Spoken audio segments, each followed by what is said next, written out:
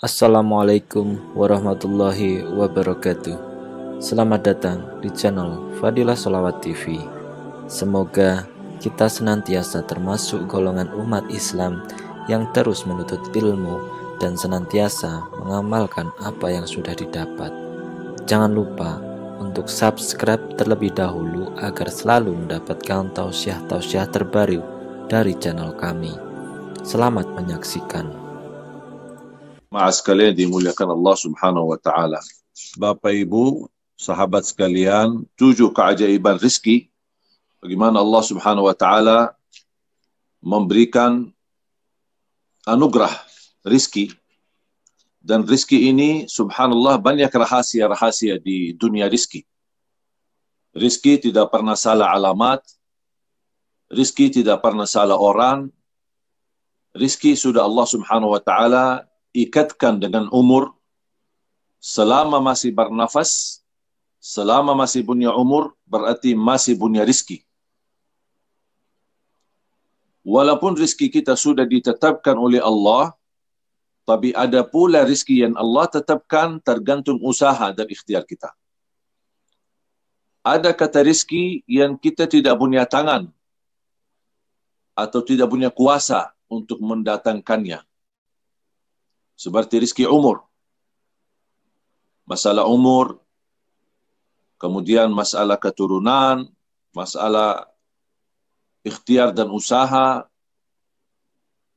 masalah mendapatkan jodoh, bahagia atau sengsara, hidup kaya atau hidup susah.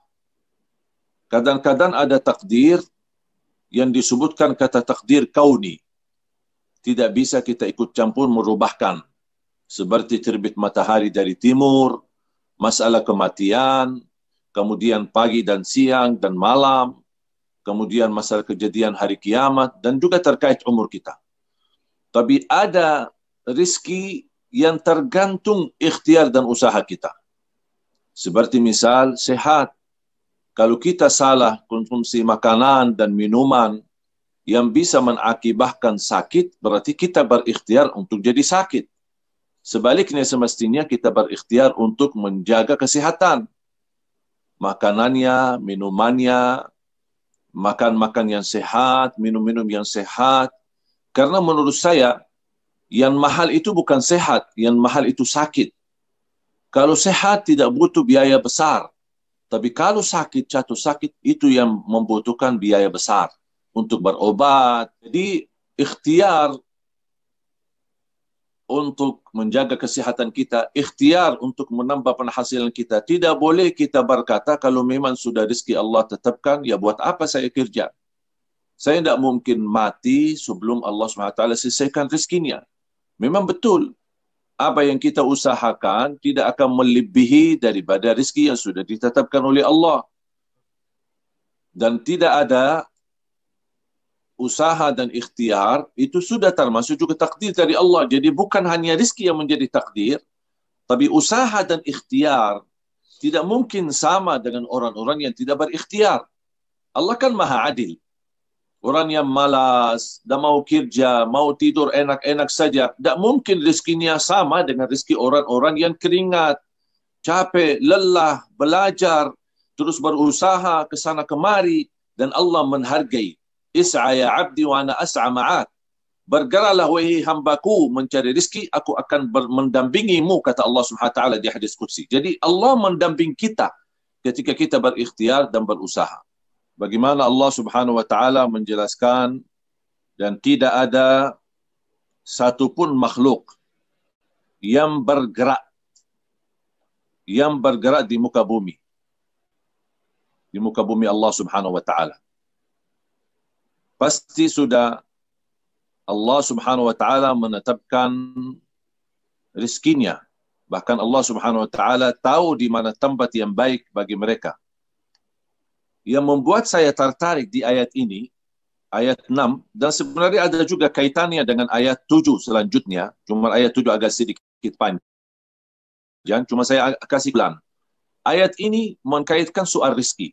Tapi coba Allah awali dengan firman-Nya wa ma min dabbatin. Kalau bahasa Arab, tidak ada satu kalimat pasti memiliki makna yang sangat dalam yang Allah ingin berikan pesan di dalamnya. Tapi ini kembali kepada orang yang bisa memahami isi Al-Quran.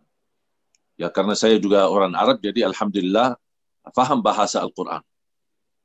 Arab asli ya. Jadi wa ma min dabbatin. Ketika saya membaca ayat ini, sebelum saya melanjuti, saya mendalami kata dabbah. Tidak ada makhluk yang bergerak. Berarti rizki itu tergantung bergerak.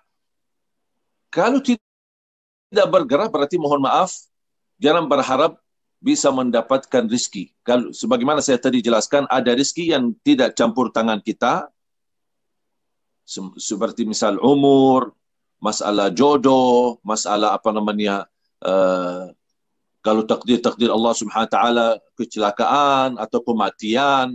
Jadi hal-hal yang seperti ini, terbitnya matahari dari timur, tenggelamnya dari ke barat, pagi, siang, malam, waktu-waktu ini kita tidak bisa undurkan, tidak bisa kita majukan. Ini semua namanya takdir kauni yang tidak bisa kita ikut campur. Tapi ada takdir yang disebutkan takdir syar'i yang terkait dengan dunia kita, kehidupan kita sehari. Di antaranya ada rizki. Walaupun sejarah kauniyah, alam semesta sejarah kauniyah sudah ditetapkan oleh Allah rizki kita, tetapi di antara rezeki yang Allah tetapkan tergantung ikhtiar dan usaha kita. Makanya Allah di sini berfirman, "Wa ma min dabbatin." Tidak ada makhluk. Kenapa Allah sebutkan kata dabbah? Karena dabbah ini termasuk seluruh makhluk yang bergerak. Ya, apa itu binatang-binatang, apa itu haiwan, apa itu manusia, apa itu jin, apa itu semua yang namanya bergerak. Apapun bergerak berarti dia makhluk yang Allah Subhanahu Wa Taala memberikan rizki kepada mereka. Wa ma min dabbatin fil ardi. Semua makhluk yang bergerak di muka bumi illa 'ala Allahi rizquha. Allah Subhanahu Wa Taala, atas Allah rizki untuk mereka. Berarti Allah tidak menciptakan kita sia-sia. Jangan ada orang merasa, kenapa Allah ciptakan saya tapi Allah tidak urus saya. Justru salah satu kewajiban atas Allah, karena Allah yang menciptakan kita, Allah punya kewajiban untuk menurusi kita. Tapi ada urusan-urusan itu yang kita harus terus berikhtiar. Misal contoh, Allah memberikan hidayah. Tapi kalau ada orang tidak mau jemput hidayah itu, tidak mau terima hidayah, Allah SWT sudah melepaskan hidayah itu dari orang itu, diberikan kepada orang lain yang lebih menghargai rizki dan datang hidayah dari Allah Subhanahu Wa Taala. Karena manusia ini kan berbeda-beda. Sama seperti kita, kalau ada orang memberikan sesuatu dan kita sambut dengan baik, ucapan yang baik, dengan senyum, ramah, tamah, dan kita luar biasa, pasti orang itu senang ketika memberi sesuatu. Bahkan dia ingin ketika ada, misal ada acara misal ulang tahun kah, atau kita tamat sekolah kah, atau apa, pasti dia berkenan untuk memberi sesuatu lagi. Karena dengan cara menyambut kita dengan cara yang baik, sambutan kita dengan cara yang menenangkan hati. Sama juga Allah Subhanahu Wa Taala ketika memberi sesuatu, kalau ada hamba menyambut rizki Allah, menyambut anugerah dari Allah, menyambut nikmat dari Allah dengan senang hati, dan dia mensyukurinya, dia betul maksimal memanfaatkannya, dan tidak salah arahkannya, dan tidak salah gunakannya, pasti Allah juga berkenan menambahkan. Sebagaimana firman Allah, la in syakartum la azidannakum. Jadi di ayat ini, wa ma min dabbatin fil ardi illa 'ala Allah rizquha. Semua yang bergerak di muka bumi atas Allah adalah tunaikan dan lunasi rizki untuk mereka. Wa ya'lamu mustaqarraha wa mustauda'aha. Di mana tempatnya mereka, biarpun mereka berada di tempat yang terbuka atau di tempat yang tersembunyi. Coba bayangkan, mohon maaf, sedikit renungkan fikiran kita. Kalau ada orang membangun sebuah rumah tapi di lubang atau di bawah tanah yang dalam, yang sangat dalam. Kalau kita bahasa kita itu 7 ara, berarti yang paling dalam. Dan dia mengamankan dirinya, dan dia membagari semua, dan dia membuat tembok dari besi dan lain sebagainya. Kenapa dia sembunyi di bawah bumi yang paling dalam? Karena dia ingin selamat dari kematian. Kira-kira menurut Anda sekalian, dia kalau sudah waktunya mati, apakah dia bisa selamat dari kematian atau tidak? pasti mati, biarpun dia tersembunyi di bumi yang paling dalam. Sama juga rezeki. Dia pun walaupun sembunyi di bumi yang paling dalam, sudah ditentukan oleh Allah rezeki. Karena Allah Subhanahu wa taala mengikatkan rezeki sama kematian, tidak bisa dipisah. Ini sudah dijodoh, jadi jodoh, tidak bisa dipisah. Kalau sudah waktunya mati, berarti habis rezekinya. Kalau sudah habis rezekinya, berarti sudah harus mati. Tidak boleh tertunda kematiannya. Maka Rasulullah SAW bersabda di hadis yang sahih, "Lan tamuta nafsun hatta tastawfi rizqaha wa ajalaha." Tidak ada jiwa pun yang boleh mati sebelum dipenuhi oleh Allah rezekinya. Lan, dalam bahasa Arab, semua kalimat itu memiliki makna. Lan artinya mustahil, tidak boleh terjadi, tidak bisa terjadi, tidak mungkin terjadi. Lan tamuta nafsun. Tidak ada sejiwa pun yang boleh mati. Lan tamuta nafsun hatta tastawfi rizqaha wa ajala. Sampai disempurnakan rezekinya dan ajal. Selama masih punya rezeki, berarti masih ada ajal. Selama masih ada ajal, berarti masih ada rezeki. Dan dimanapun kita berada. Kullun fi kitabim mubin. Dan ini semua sudah tertulis dan dicetak di kitab yang nyata. Dan mubin yang jelas catatan itu. Dan ketika saya melanjutkan ayatnya, ayat yang ke-7, Allah Subhanahu wa taala membahaskan ciptaan langit dan bumi. Allah membahas ciptaan langit dan bumi di dalam waktu 6 hari. Saya berfikir, bumi dan langit yang begitu dahsyat, yang begitu besar, yang begitu hebat, yang luar biasa, pandangannya indah, dan kita melihat tanda kebesaran Allah melalui bumi dan langit yang begitu luas dan begitu kuat. Allah Subhanahu wa taala berkata, Allah sangat mampu, kun fayakun, terjadi bumi dan langit. Kun fayakun, terjadi bumi. Tapi kenapa di sini di ayat ini Allah menyebutkan kami ketika membangun bumi dan langit atau langit dan bumi dalam waktu 6 hari. Disebutkan 6 hari. Jadi seolah-olah orang kesan yang tidak faham pasti berkesan, oh kok Allah butuh 6 hari untuk menciptakan bumi dan langit. Yang begitu dahsyat, Allah tidak membutuhkan sebenarnya 6 hari. Kun fayakun, semuanya bisa jadi. Dari tidak ada jadi ada. Kun fayakun sudah cukup bagi Allah SWT. Tapi kenapa Allah menentukan ada 6 hari di situ? Berarti kalau ada gerak, ada bergerak, bisa 6 hari ini bagi Allah Subhanahu wa taala bisa menghasilkan langit dan bumi diciptakan. Apalagi kalau manusia berikhtiar hal-hal kecil. Allah ingin memberikan pesan, kalau bagi Allah Subhanahu wa taala mampu menciptakan bumi dan langit dalam waktu yang begitu, kita mohon maaf kalau kita manusia membangun gedung butuh berapa bulan bahkan bertahun-tahun. Bagaimana bayangkan bumi ini yang begitu luas dan langit yang begitu besar dengan segala bintangnya, dengan segala keindahannya dan perhiasannya. Allah Subhanahu wa taala menunjukkan 6 hari berhasil menciptakan bumi dan langit. Berarti Allah ingin memberikan pesan, kalau bagi Allah sangat mudah mengurusi bumi dan langit, apalagi mengurusi rezeki manusia. Jadi tidak, bagi Allah sangat mudah. Kalau bisa dikatakan, kalau boleh kita berkata beban bagi Allah, justru yang beban adalah bumi dan langit diciptakannya. Tapi kita tidak boleh berkata Allah terbeban dengan bumi dan langit. Tidak. Tapi begitu luar biasa besarnya bumi dan langit, tapi Allah mampu menguruskannya. Dan Allah mampu menciptakannya. Apalagi manusia yang makhluk termasuk makhluk kecil. Mohon maaf, makhluk semut saja masih lebih hebat daripada manusia. Coba, bagaimana kalau Bapak Ibu jamaah sekalian digigit sama semut sekali aja, bisa sakitnya sepanjang malam. Gatal, sakit, ini luar biasa. Berarti semut ini lebih kuat daripada kita. Kita sebenarnya manusia yang lemah, manusia yang dhaif, bukan manusia yang kuat. Tapi kekuatan kita dari mana? Power kekuatan dan sumber kekuatan kita adalah keyakinan kita kepada Allah. Kemudian iman kita kepada Allah, kepercayaan kita. Ini yang menjadi sumber kekuatan. Percaya sama Allah dan yakin. Kalau sudah percaya harus disertakan dengan keyakinan. percaya yang memberi rezeki adalah Allah. Dan saya yakin ketika saya berikhtiar, pasti akan Allah memudahkan. Ini yang membuat power kekuatan untuk terus kita berusaha dan berikhtiar.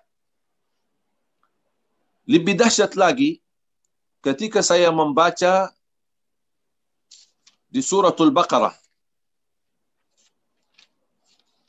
Allah Subhanahu wa taala menceritakan bagaimana cerita Nabi Ibrahim ketika bersama Namrud.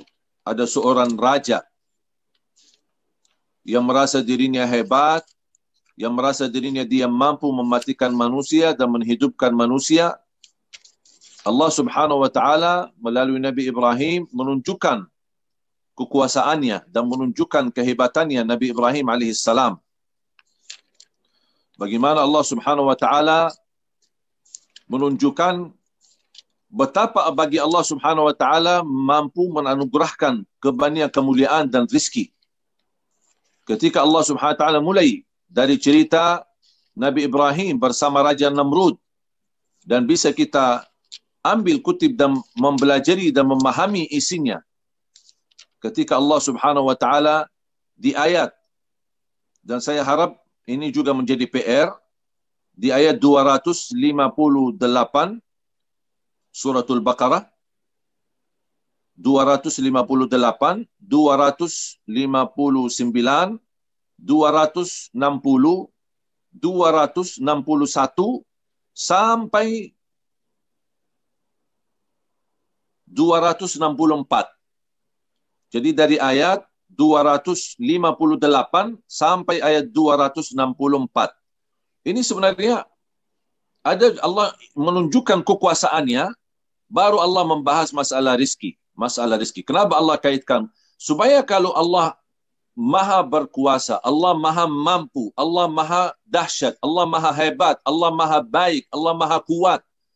Kalau bagi Allah bisa menggerakkan dan bisa membuat sesuatu yang tidak ada menjadi ada, apalagi bagi Allah sangat mudah untuk mengurusi rizki. Dan saya harap ini di suratul Baqarah, surah yang kedua, mulai dari ayat 258 sampai ayat 264. Khususnya ketika Anda baca mulai dari 258, 259, 260, ini Allah menceritakan dahsyatnya kekuasaannya. Baru ketika Allah sudah membahas itu 3 ayat, baru Allah membahas ayat 261, bagaimana Allah mampu melipatkan rezeki orang-orang yang bersedekah.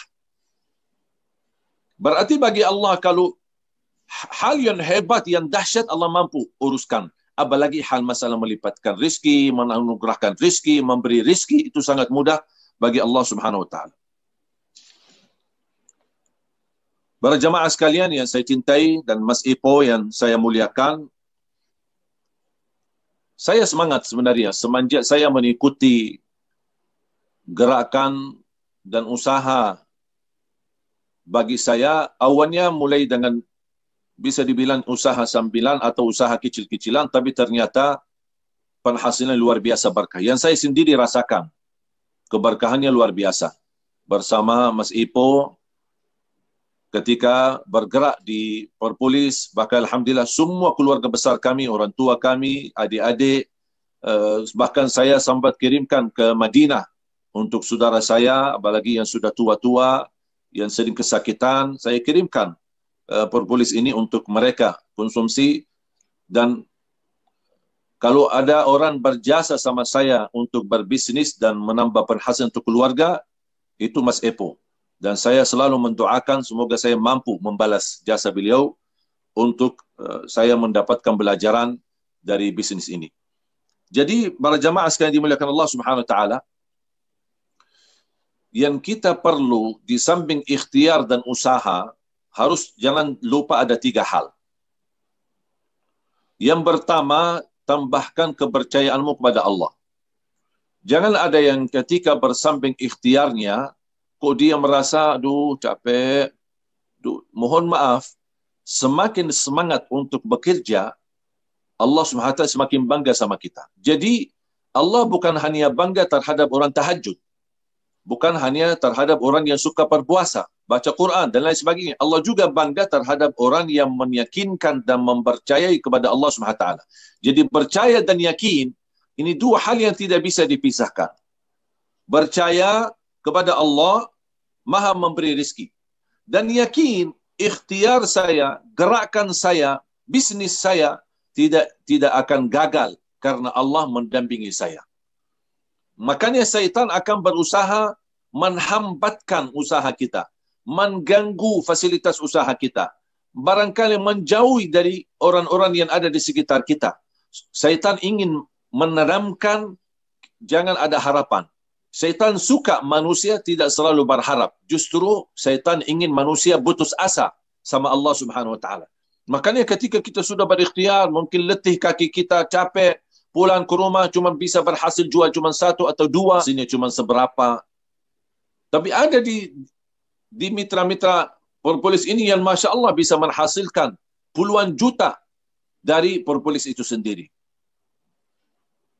Karena bukan beda usaha dan mereka, beda kekuatan mereka, sama-sama kita kuat, sama-sama kita bisa, sama-sama kita semangat, tapi kenapa kok dia bisa berhasil lebih besar?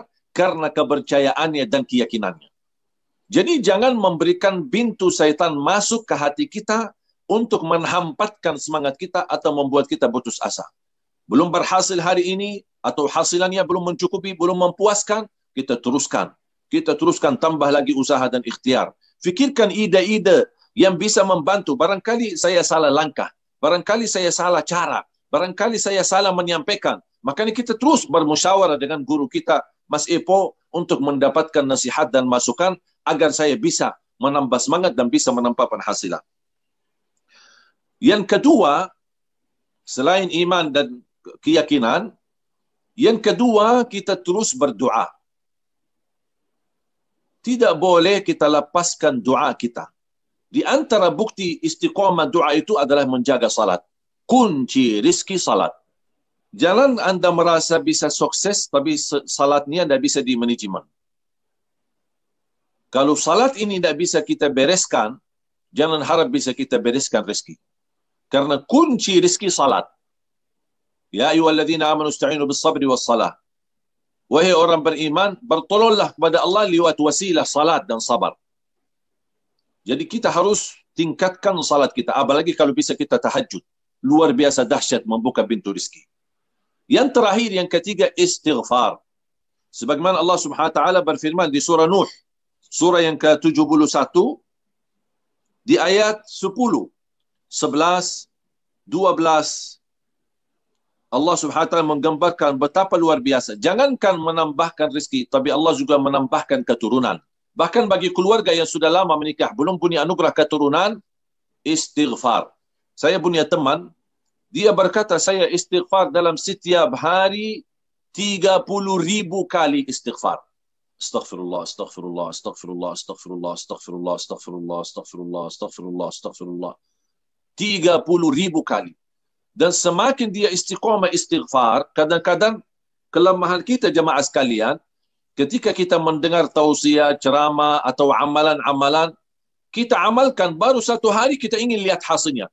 Apaan ini Syekh Ali Jabir tak jelas, katanya istighfar, saya sudah 30.000 kali istighfar, kok tidak ada apa-apa, tidak ada masuk, tidak ada yang telefon, tidak ada yang cari, tidak ada. Ini baru 1 hari langsung dibisiki syaitan. Makanya ingat, jangan membuka pintu syaitan untuk membisiki kita supaya putus asa. Kita harus sabar. Di samping kita iman, yakin, kepercayaan kita kepada Allah SWT, tunaikan salat kita, di samping kita doa, terus istighfar sepanjang waktu dan sepanjang saat. Dimanapun kita berada. Apalagi istighfar itu hanya gerakan lidah. Tidak bagi tangan, tidak perlu kita tenaga. Bahkan justru semakin kita beristighfar, bertambah semangat kita, bertambah kekuatan kita, bahkan menjaminkan kedatangan rezeki dari tempat yang kita tidak nyangka. Istighfar. Astaghfirullah, astaghfirullah, astaghfirullah. Kalau ini yang sejarah singkat. Ada istighfar yang lebih panjang. Astaghfirullah wa atubu ilaih. Astaghfirullah al-azim alladhi la ilaha illa huwal hayyul qayyum wa atubu ilaih. Atau doa istighfar, Allahumma anta rabbi la ilaha illa anta khalaqtani wa ana abduka wa ana ala ahdika wa wa'dika mastata'at.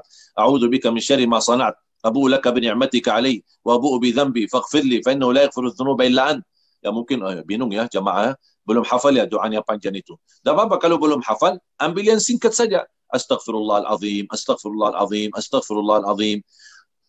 Atau astaghfirullahalladzi la ilaha illa huwal hayyul qayyum wa atubu ilaih. Atau bisa termasuk la ilaha illa anta subhanaka inni kuntu minadh dhalimin. Lebih singkat lagi, astaghfirullah, astaghfirullah, astaghfirullah. Tapi jangan disingkatkan lagi, astaga, astaga, astaga. Tak boleh. Istighfar harus jelas. Dan apalagi kalau kita sambil kita berikhtiar berusaha dan sambil kita beristighfar, tetap hati kita tenang dan meyakinkan semua ikhtiar kita insya-Allah tidak gagal dan insya-Allah kita akan berhasil dan insya-Allah tidak dikecewakan oleh Allah dan selalu dimudahkan dan dianugerahkan yang lebih banyak lagi dari Allah Subhanahu wa taala. Kurang lebihnya mohon maaf. Wabillahi taufiq wal hidayah.